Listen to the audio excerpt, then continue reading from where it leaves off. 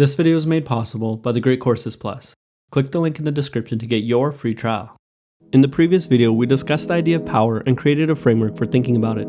I claimed that someone needed two fundamental ingredients to be powerful: a true understanding of the world and the resources to shape it. As promised, we're going to go over what I left out of the last video, which is how to obtain a truer understanding of the world. I believe this essay will shine light on the fact that some ways of thinking are more useful than others. Out of all the essays that I've ever written, this one is the most important. Today we'll be discussing how to think from first principles.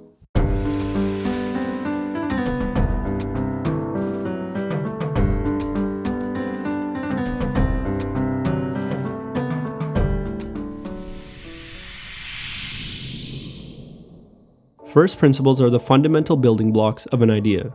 They're the most indivisible part that we know to be true and that we use to build more complex thoughts. I know this sounds a little abstract right now, but let me give you some history, an analogy, and an example. Thinking from first principles isn't a new or groundbreaking idea. In fact, it's been the dominant mode of thinking among all great scientists and philosophers for a while now. It's probably the single most consistent factor among great thinkers. Although there have been many practitioners of this way of thinking, I'd like to zoom in on one that you may have heard about: Aristotle. He was a prolific organizer who believed that everything could be divided into categories and subcategories. The smallest subcategory in any domain is what we would call a first principle. He was also one of the earliest empiricists that we know about. An empiricist is someone who believes that all knowledge is achieved through experience.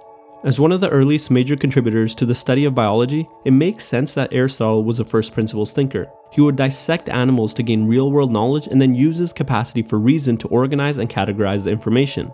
This cycle of seeking knowledge through experience and using reason to give it structure is how one comes to know the first principles of a subject. Aristotle believed that we couldn't possess true knowledge unless we understood these principles. Now that you have a slight understanding of the history, let me give you an analogy about thinking from first principles. Think of your knowledge in a specific domain as a tree. Someone who thinks from first principles, an unconventional thinker, will understand that body of knowledge from the fruit all the way down to the root. The fruit is what we see in front of us. It's the unearned knowledge that we can obtain, experience, and repeat right away. We can look at an apple tree, say that it's just a thing that produces apples, and call it a day. It's a very shallow understanding of the tree, but it's not untrue. On the other hand, a first principles thinker will want to know how this creation really came to be. They'll see that the apple is connected to a branch, and every branch is a subset of a greater whole called a trunk. Finally, they'll see that the root is the most fundamental part of the tree, which gives rise to the fruit. They've gathered multiple pieces of information about the tree through experience, but they've also organized the pieces of information in relation to each other. These free-floating facts have been transformed into an organized body of knowledge. The conventional thinker will believe that they can put the apple seeds anywhere and grow delicious apples. They lack true understanding. Upon examining the roots, the first principles thinker will see that a delicious fruit starts with good soil. They have a nuanced understanding. The conventional thinker is the guy at the cocktail party who has all of the interesting facts. His knowledge consists solely of fruit that he can display. On the contrary, the unconventional thinker is consistently focused on building trees of knowledge. Like Aristotle, he or she goes back and forth between experience and reason to build an organized and structured body of knowledge. A tree planted in good soil will have strong and healthy roots and thus produce delicious fruit. Likewise, an idea that blooms from true and beautiful first principles will itself be beautiful and true. Naturally, if the simple parts that make up a complex whole are good and true, then the complex whole must be good and true as well. This is important because, as we discussed in the last video, a true understanding of the world is necessary to obtain power. Any complex beliefs we hold can only be true if the parts that make them up are true. To make this more concrete, let's think about the process of writing an essay from first principles. A well-written essay is like a delicious fruit. It's enjoyable to consume and difficult to produce without understanding its fundamentals. We can identify the fundamentals by breaking it down into its component parts. An essay is a collection of paragraphs. Well, a paragraph is a collection of sentences. A sentence is a collection of words, and words are a collection of letters, and letters are the fundamental building blocks of an essay.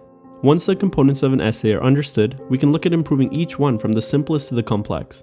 If we can make each individual component remarkable, then the totality should be remarkable, and that is the art of first principles thinking. Now let's talk about the benefits. There are several benefits that come from understanding an idea down to its fundamental components. The first is innovation. Once you understand the fundamentals of an idea, you can rearrange them, change them, or put them together differently to create a new idea or a product. In our writing example, we could have created another layer above the essay. We could call a collection of essays a book. We've now invented something new. The second benefit is optimization.